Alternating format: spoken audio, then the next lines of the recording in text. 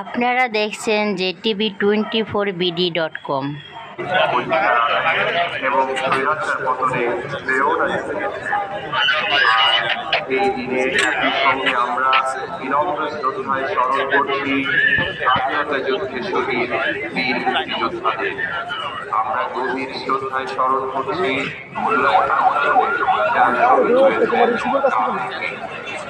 বিগত স্বৈরাচার সরকার বিরোধী আন্দোলন সহ বিভিন্ন গণতান্ত্রিক আন্দোলন সংগ্রামে এবং জুলাইয়ের গণঅভ্যুত্থানে যারা আহত হয়েছেন, গুম, খুন, নির্যাতনের শিকার হয়েছেন, তাদেরকেও আমরা এই মহাদিনে স্মরণ করি। নতুন রাষ্ট্র পাকিস্তানের গণপরিষদের প্রথম অধিবেশন বসে 1948 সালের 23শে ফেব্রুয়ারি।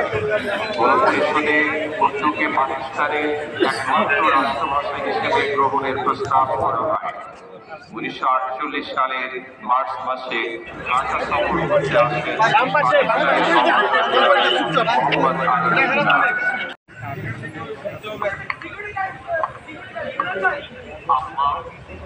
তার নামটি ধরে একবার ডাকবে না তবে আর ঘূর্ণিঝড়ের মতো সেই নাম অনুমোদিত মনের প্রান্তরে।